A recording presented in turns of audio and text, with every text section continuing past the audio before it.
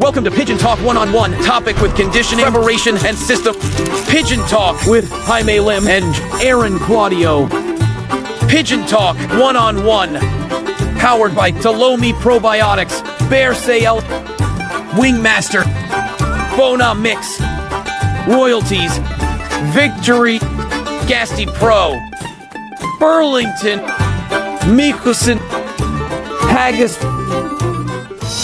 Good day mga ka-advance hobbies. Welcome sa Pigeon Talk 101 with Boss Jaime Lee. Hello. So again, our new guest naman po sa ngayon ay mga mixed vloggers naman po from North pa rin. And then may NCR tayo. So isa-isa po natin sila papakilala. So walang iba nga ating mga kalapatids vloggers again. So sir, pakilala po kayo sir. Ako nga pala si Poislop ng Megawayan, Bulacan. Nag-vlog ako since 2021. Hanggang ngayon. Anong page mo? So, Poislop po, Poislop. sa YouTube tsaka FB. ilan ang followers Ang mo? followers ko po sa FB ngayon is 140k. Sir, baka mabigti ka. Tapos sa YouTube po ata is nasa around 4,000 to 5,000. Wow, congrats sir. Ikaw naman sir. Si Dabarcats po ng North Caloocan. Dabar ka. Nag-vlog po ako since 2019. Okay. Sa YouTube, may 205 subscribers. Kasi ako lang gumawa po ako panibago. 200,000. Tapos gumawa po ako ngayon ng Dabarcats 2.0. Tapos sa Ano Facebook, nangyari una mo? Na-delete? na-demonetize po. Demonetize daw po. Ads yung ads, pero yung channel na doon pa rin po. Yung channel daw. Pero yung isa, kumikita na. Ako kumikita rin po yung isa. Okay. Dabarcats 2.0. Ay, Ba't na-demonetize? May hindi po ako na Napila. napila po. Ah. Hindi ko pa agad napila yung violation. May na Violation. Okay. Okay, next. Ayan, good afternoon po. Ako nga pala si Emmanuel Alba, Ilog TV ng San Jose del Monte, Bulacan. Shoutout sa mga taga San Jose. Yung Facebook page ko po, meron 88,000 na followers. Then sa YouTube, 23,000 pa subscribers naman na rin po. Actually, kaya ako na-inspired na mag-vlog dahil din sa taong Turuan kayo ah. pandemic po kasi. Yes, During yes. pandemic, yung tipong boring na boring tayo sa bahay. Tapos hanggang sa napanood ko na nasa Facebook na si Madla isa rin sa isa dahilan. Nakita ko nagsusoli siya ng dagit. Okay. Usually kasi nung pagbata ka, pag once na nakakuha ka ng dagit, parang Finders keeper. Parang achievement, nakadagit ako. Pero yung pala, pag once na ikaw ay tunay na pansier, pag meron kang dagit, dapat pawalan mo. So yun, Yes. napanood ko tong dalawang to, sila yung naging inspirasyon ko para mag-vlog din. Ayan. Okay. Next, sir. Ayan, shoutout sa inyo lahat mga kalapatids. Jan Art nga pala, aka One Arturo Vlogs. Ayan, shoutout sa kalapatids Pigs. Ayan, bali, ang page ko ay One Arturo Vlogs. Meron ng 71k followers. Tapos sa YouTube, may 16k mahigit na subscriber. Okay. Tapos na-inspire ako mag-vlog sa Alagang Magaling. Dati nanonood lang. Tapos ito sila, mga idol natin dito. Nakikita ko lang dati. Ngayon, namimit ko na. Yan. Yan. Ayun naman kagandahan kapag kaya. So, kamusta naman ang pigeon vloggings nyo sa ngayon? Ikaw, sir, kamusta naman? sa ngayon sir, malakas yung pasok ng followers ko eh. From 70k naging 140 na doble. So, mostly anong ginagawa mo, sir? About lang po yung daily na ginagawa kong routine sa Kalapati. Tapos ang pinaka nag-trending po na itong nakaraan yung release ng BBC ng Legazpi. Sobrang daming ibon yun. Sobrang daming nanood. Siguro yung iba kasi kala nila, di ba pag nakita ng maraming ibon na release, kala nila may mangyayaring sakuna. Yun, medyo na. Para pangitain. Para mga pangitain or sign na may Tapos nung napanood nila yung video ko, ayun pala yun, sabi nila parang gano'n. Okay. So, ikaw pala yun. Yung sabi mo, oy, baka may linton or na. Uy, parang may hawig kayo ni Sir Aaron. Sabay pa kayong mawak. Ay, yes. Ikaw naman, sir. Kamusta naman pigeon vlogging mo? Medyo umina na po ngayon. Makitaan kaya sa akin. Demonetize. Medyo umina po. Pero okay po kasi dumami rin po yung mga vloggers na yun. Marami rin na-inspire mag-vlog. Yung ibang nanonood lang, nagbo-vlog na rin sila. Tapos yung iba, nagbo-vlog na rin. Kaya doon po na dumami yung mga nagkakalapati ngayon kumpara dati. Naunti lang po. Ikaw naman, sir. Actually, ganun up and down eh. Pagka yung kwento ng pagbablog mo kasabay ng pag-iibon at maganda yung achievement mo, maganda ang flow ng followers. Pero pag medyo mababa, kasabay din medyo bumababa din. Pero okay lang, sa consistency lang yung sekreto para at least yung followers mo, hindi mawawala. Kahit pa paano may inaabangan pa rin sa'yo. Ano yung everyday kayo nagpo-post ng Opo. Kailangan everyday. Opo. Sa akin- Kapag hindi ka nagpo-post ng everyday, bumababa rin yung Nalilimutan ka na nila eh. Kasi ang dami nga pong magagaling din ng mga pigeon vloggers. Sir Arthur. Sa akin sir, okay naman po, na-enjoy naman po. Talagang minsan di maiwasan na may konting views. Pero dahil nag-enjoy ka sa ginagawa mo, tuloy-tuloy lang sir. Tapos minsan nakakachamba tayo, nakakaabot ng maraming views. So, depende minsan sa topic eh. Minsan, Ah. kapag kayo sa title, minsan pagka medyo complicated yung title, minsan pinapanood din talaga. Kaya kailangan malikot din ang thinking ninyo pagdating sa title. Tsaka may sinusubaybayan sila. Tapos yung pag madalas ka rin nananalo, yan. Pero dapat sir, aware din po kayo sa mga pinopost. Kasi yun nga, sobrang higpit ni Meta, Yes. tsaka ni YouTube. Pagka may mali ka, possible talaga, pwedeng ma-demonetize. Ah. Or magkaroon ka ng restriction. So, yung pala, kaya na-demonetize. At Pero sa sa akin, akin, tingin mo, positive anong yun eh. nangyari? Sa akin kasi sir, nung una, manok lang po yung thumbnail. Bawal po pala yung mga manok. Sa kalapati kita sa manok ha? Hindi, parang ano lang siya, hawak ka lang sabong, pero hindi namang ano talaga. Hindi, mostly Thumbnail lang. Oo, nade-demonetize ganun talaga. pagka yung sa... Hindi, inawakan mo lang, Yung una ko compilation, ganun po. Kay X-Mac. Mabata lang. Paano Di po ba? kasi si Atong Ang po yung nakaganon eh. Hindi, ganun po. nagsalpukan din. Hindi naman po nagsalpukan. Tapos yung kalapating nag-aaway din po, nagkaroon din po ako ng violation din. Yung kalapating nag-aaway. Okay. Violation din. Medyo maigpit din talaga si YouTube. Kaya kailangan talaga more on kwento lang siya. Opo, kwento lang. Okay. So sa pagiging vloggers ninyo, syempre, nag-aalaga kayo ng kalapate. Mostly ng mga strategy ninyo or saan originally galing yung mga bloodlines na hawak ninyo? Sa akin po, marami akong hawak ng bloodline ngayon. Pero yung pinaka-main bloodline ko, galing kay Sir Jaime Lim. Yung... Ibig sabihin, meron. Hindi, yun yung po yung pinaka-producer ko. Tapos, yun yung nag-13th overall na itong nakaraang NDR sa Anong sa BBC. line? Ano po yun? Peter Van de Merwe. Nice. Pero may pasok po na rare color yun, kaya kulay brown siya. Hindi siya item. Hindi po. Pero nag-aanak siya ng black. Ang ginawa ko po doon, kasi nakita ko nga yung bloodline niya, Peter Van de Merwe. May Taiwan po ako na kulay itim. Sabi ko kasi, pag Taiwan, magagandang ibon nga. Mostly, pag itim yan, baka Peter Van de Merwe. Sila yung Norway ko, puro itim lang. Opo. Yun yung pinagpares ko po, yung galing sa inyo, tsaka yung black na Taiwan. Okay naman yun. Nag-click. Opo. Nag-click siya. Tapos yung netong nilalaban ko ng Guarpa na itong nakaraan na black, full sibling niya rin yun, kaso minalas ng ano eh. First overall na siya sa ranking, kaso nawala na itong muling ano. Yan lang. Pero Oo. sa dulo, so nasa top 10. First overall na po siya nung bago ano, nawala. Oo nga. Kumbaga, syempre, Nasa marami pang nag-clock 35 na lang po siya ngayon. okay. So, marami din parang na-complete lucky. Ikaw naman, sir. Sa akin, sa kumpare ko si Ex Machina tapos kay Sir Bench. Tapos yung nanalo ko po ngayon sa FR, layo po ng Koopman, English Rose ni Sir Jaime. Galing po sa kanya yung pinaka-lolo. Tapos Ay, yung Cookman. Kanyo na galing Cookman. I mean, kay, Sa kay inyo rin daw. Aaron Romero. Galing po sa inyo, English Rose. English Rose. Rose sa Koopman. si Kuis. Si Kuis. Tapos, binilit ko sa kay Ex Si Machina. Tokayo pala yun. Kay Ex Machina. Kasi yun, nag-6 overall sa motor run. Magandang line, Cookman. Checkered po siya. Hindi po siya nagpula. Yung niya, magulang po niya pula. Cookman. Mga imported ko, I love Cookman. Mostly ng mga winners si Boss Cookman. May pass. Ay, tulin po eh. Yes, okay. Ikaw naman, sir. Ano po, yung line na gamit ko, galing po kay Sir Michael Tolentino. Seaman po siya na pansir na Novaliches. Nung newbie, medyo hindi pa ganun kalikot yung isipan ko sa mga sistema.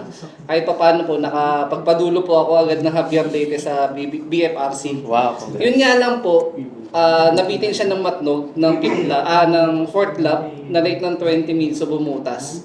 Tapos pagdating ng unang tawid dagat, sobrang wala akong idea na mahirap po pala yung gano'n. So, nung niload ko, nakauwi naman, day 2, kaya lang, ubos na yung buntot. Nadakma? Parang nadakma po, opo. Tapos sabi po nung 10 in-interview ko nakakilala, so i-load ko hindi. Yung siyam doon, ang sabi niya, I-load. pag mo na i-load, kasi okay na yan, nakawin ng tawid agad. Pero sabi ni Sir Michael Tolentino, naglipad siya ng ganong ibon, nilipad niya walang buntot, umuwi. Totally wala. 2 piraso na lang po naiwan, Sir. Ang buntot naman is for balancing lang eh. Opo. Pero itong importante. Yung dito niya konti, medyo lagas din po. Totoo Oh, wala yan. Tapos Pero- yung pagkakaalam ko po dun sa Javier Leyte, yung Tacloban po ang mas malayo. Yung Javier Leyte, parang ang isip ko nun, boundary lang. Pero yung during loading day sa BFRC, tinanong ko yung ko, sabi ko, saan po ba yung BF? Ayun, ano yung Javier Leyte? Nung pagsabi niya, ay malayo pa, hinanap ko sa map. Sabi ko, wala eh. Baba ka pa. Nung binaba ko, mas malayo po pa ng Bahia sa Macarto. Tapos yun po, nag-release po yung club na Smash noong 2021 sa... So, ang lock mo, Bulacan? Opo. Okay. Ng Javier Leyte. Umuulan po nung pinatila nila yung ulan. Tapos sabay nag-release po nung medyo tumila yung ulan. Tapos may nakapanood po ng vlog ko na taga doon. Sabi niya, idol, pagtapos mag-release ng club, after 15 minutes, umulan na malakas. Yun, sabi ko, ay, di siguro uwi ibon. Nag-Daybird din. Nung pag-uwi po, ng second day, parang 15 minutes na lang cut off. 515 cut off, 505 umuwi. Butas yung dibdib, tapos nung uminom siya, tumatagas siya. Yun. Siguro during ano po noon, nung time na yun, talagang motivated yung ibon kasi may inakay po siya. Nun. Saka, Nabutasan. Opo, butas po. malamang wala kasi pang control eh. Pero Kaya, Butas Oo. po ng butsina. Wala Tapos pa. naganak na rin po sa akin yung mismo ibon na yun na Javier po ulit. Pero finisher na lang. 2022 naman po yun. Javier. Nag-daybird naman ng Katbalogan yun. Tapos pagdating ng Javier, 1 month and 20 days bago nakauwi. Pero intact yung sticker. Yung binanggit mo na, yung butas ng butchi, yung ba yung walang buntot? Opo, siya po Pinarga yun. niya ng Javier. Kaya kaya eh. Opo, siya po yun. Ako, i-load ko rin eh. Kasi ito no, importante. Yung balancing, pag landing lang siguro, di ba? Siguro. Yun, medyo bitin lang sa hindi pa rin mapalad sa superset. Pero pinipilit ko pa rin i-improve yung sarili ko para mas ma-develop pa yung Yes. skills. pero dumudulo ka na eh. Umudulo na nga po eh, kulang pa sa swerte. Tapos nitong nakaraang BBC naman po ng North, lahi ng dilema na galing kay Sir Dennis Palma. Apo po nun, na padulo ko rin po ng sa Antana, kaya lang bitin pa rin po. Ayan. Ay, Sir Arturo. Sa akin naman sir, kasi medyo busy tayo. May vlogging, tapos may trabaho. Saan ka nagtatrabaho? Sa Kalapating Speeds. Okay. Ayan, si Ronald. Tapos may mga kaibigan tayong mga mabubuting tao. Ayan, shoutout kay Kuya Jericho Dia Cruz, tsaka kay Christian Ferrer, tsaka kay Boss Wiwit. Ayan, sila yung mga taga-breed ko. Ayan. Hindi, dahil siyempre, close mo na, may tiwala sila, nagpapalipad sila. Tapos, ngayon may first time ko mag-breed kasi may kalapatid sa OLR eh. Ayan, magkakasubukan tayo mga kalapatids ng ibon natin, kaya mag-entry na kayo. Okay. Okay. Sa kalambuan niyo ng pag-iipon, pero ikaw, kailan ka nag-start mag-ipon? 7 years old po 7 nag-iipon years na, pero boy dagit pa ako. Boy, dagit. Boy, dagit ka pa na. Tapos nahinto yun nung nag-college. Okay. Nahinto. Pero hindi po kami nawalan ng kalapate. Nandun pa rin. May kalapate yung airpad ko. Puro puti na lang yung inaalagaan niya kasi mabilis may benta eh. Kasi pag may mga Opo. Tapos event, nung, kasal, or ano. eto na, nung pandemic days, may asawa na ako, tapos may sarili ng bahay. Nakahuli ako ng kalapate dun sa manukan ng kalapate. Boy, dagit pa rin. Pigeon owl siya. Pigeon owl. Nakahuli ako dun sa manukan ng papa ko sa likod ng bahay namin. Doon ulit nag-start yung pagkakalapate. Tapos napapanood ko sila Dower God, si Madla. Yun, doon na nagsimula na... So, nag-invest ka na ng Opo, mga ginawa ko bloodlines. nun, hinaanapan ko sana po ng pares yung pigeon owl. Ang mahal. Ang Pigeon ginawa... owl? Opo, pigeon owl. Pagkarera, Hindi po. Mostly Fancy po. Fancy. May nag-alok sa akin na papalitan po ng pangkarera. 2, inakay.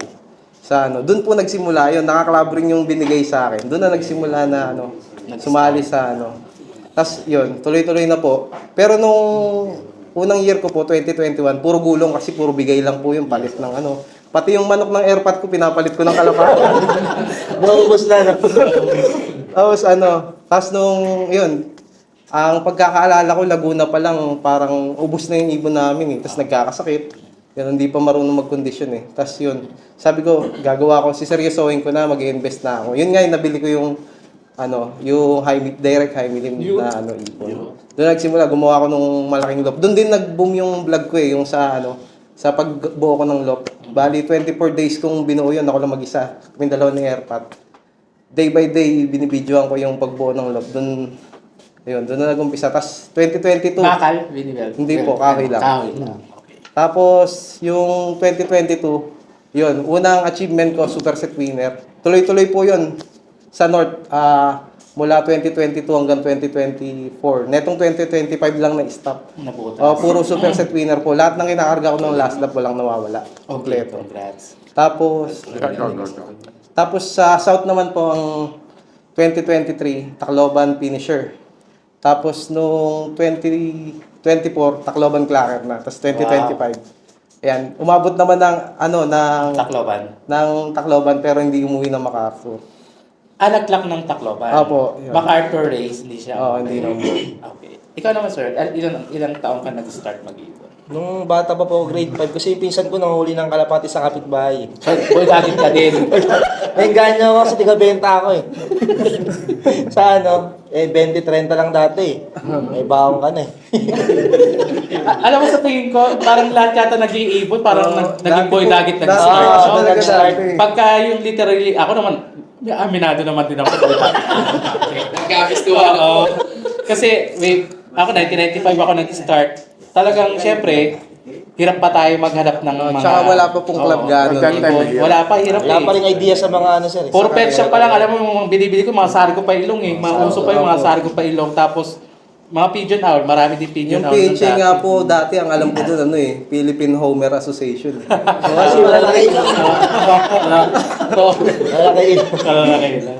Ikaw naman, sir.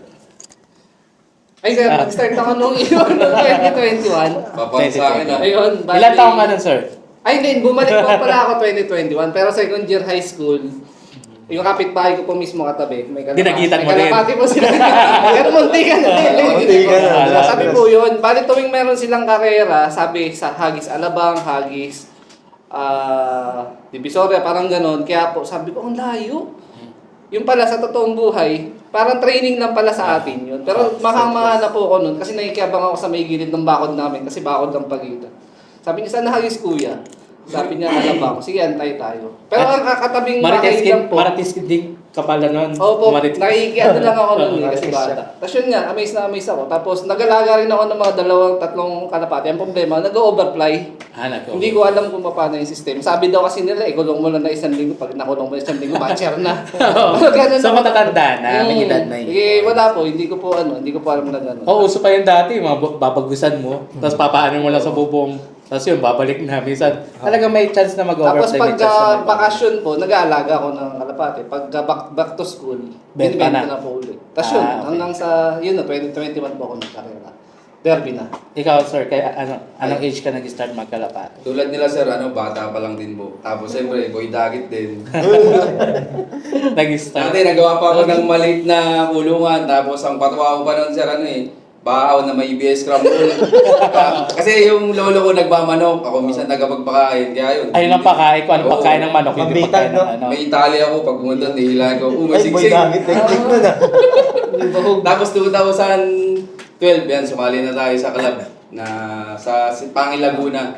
Yun, Veterans ka na pala. Tapos mga pangatlong taon, nakachamba tayo, naka-clacker tayo ng Santa Ana, Cagayan.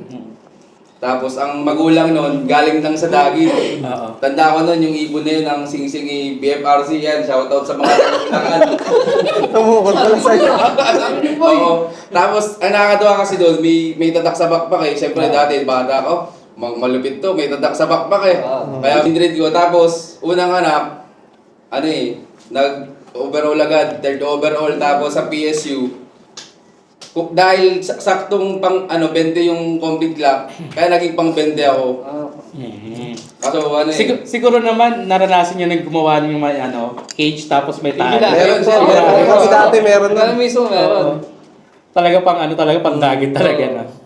Okay, so ngayon sir, nag-iibon na kayo lahat. And then, ano yung mga clubs na sinasalihan niyo ngayon? Sa akin po, nililiparan ko ngayong club 3. BBC, Guarpa, tsaka NHPC. Ikaw sir. BBC MFC po. Ikaw sir. Ako po nag-start BFRC. Okay. Doon po ako nakapaghabyar ng 2 beses. Yung tong BBC naman po, Santa Ana pa lang po. Pero yun po yung active ko ngayon, BBC. Tsaka yung small club namin na kumbayan, TDFC po. Yun. Ikaw, sir. Sa akin, sir, apat. Kasi sinusuporta natin yung mga tropa natin dyan eh.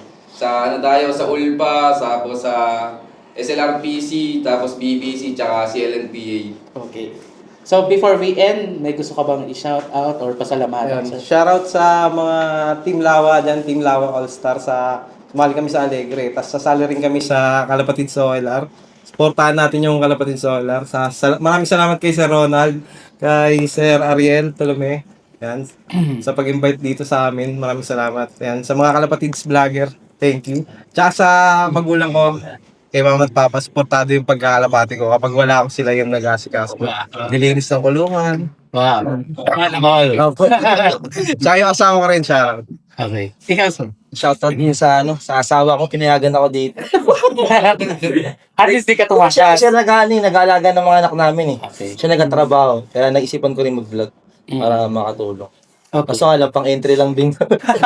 Kinikita eh, pang-entry lang. Pang-entry lang, napapalik lang.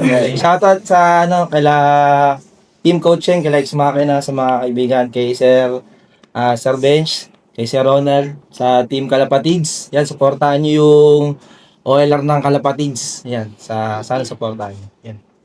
Ayun, maraming salamat syempre kay Sir Ronald Gonzales, kay Sir Ben Season, tsaka kay Kumparing Damar Gods. Tsaka sa 5-in-1 Tolome, yan, maraming salamat. Sa pamilya ko po, ayun, tsaka sa mga supporters, followers na naniniwala na kakayanin pa ulit na kapagpadulo. Yun, tuloy-tuloy lang. Tuloy-tuloy lang, syempre. Yes, sir. What? Ayan, shoutout sa inyo lahat, mga Kalapatid. Salamat sa suporta nyo. Tapos syempre, shoutout sa Kalapatid Speeds, tsaka kay Tolome, 5-in-1, tsaka Probiotics. Tapos syempre, shoutout sa pamilya ko. Especially kay mama yan, #1 supporters ko yan. Laging taga-share ng aking video. Tapos, pag nagpapas ako ng panalo, nagko-congrats agad, nagpapaiwatig na ano. Nakahingi ka agad, balato na. Kung saan nakakaano mag-post ng nanalo ka eh. Nakasagot ka agad. Hindi, syempre, pakulang natin yan. Hindi natin pwedeng hindi yan. Tapos, shoutout sa girlfriend ko na nakasupport din. Wow. Makawagtampo eh. Ayan, habang ko rin shoutout din sa asawa ko pala na nasa trabaho ngayon. Tapos, syempre, yung Kalapatids OLR, wag niyong palampasin. By April 4, Saturday to Sunday, nagre-receive na sila. Pwede na kayo mag-submit ng inyong entries. Tapos sa mga taga Laguna pala, huwag kayong mag-alala mga Kalapatids. Magkakaroon tayo dyan ng drop-off station. Magantay-antay lang kayo. Kakausapin pa ni Boss Ronald. Yan. Shoutout nga rin pala dun sa mga kapartner ko sa OLR yan. Maraming salamat sa pagtiwala sa Ibon. Tapos yun, kasali rin sila sa sa Kalapatids bukod dun sa bali may entry kami sa Alegre, tapos i-entry rin daw kami sa Kalapatids, kaya thank you. Yan. Okay. Wala kasing budget eh, buti may nagtitiwala. Yes. Okay, so maraming salamat sa iyo. So, again, isa na namang episode ang ating natapos ngayong araw na ito. So, maraming salamat sa ating mga mix vloggers ng Kalapatid Feed Mix. So, maraming salamat din po. So, again, wag niyo pong kakalimutan na mag-subscribe po sa aming YouTube channel, mag-like and share lang po kayo sa aming Facebook page, at mag-like, comments, and share din po kayo doon sa ating mga everyday na pinopost po natin na mga videos. At para po sa mga susunod po natin mga episode, may tanong po natin yung mga questions po ninyo sa ating mga next guest. So again, this one episode na po atin natapos sa Pigeon Talk 101 with Boss Jaime Lim. Maraming po salamat. See you next guys on our next episode.